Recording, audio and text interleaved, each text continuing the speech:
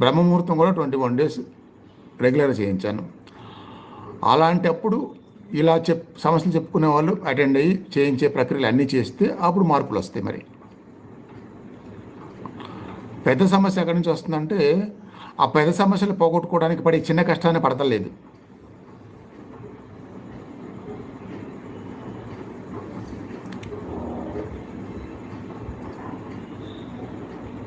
మార్గాలు లేవని కాదు, ఆ మార్గాలు తెలియటానికి ఒకసారి కొంచెం టైం పడుద్ది.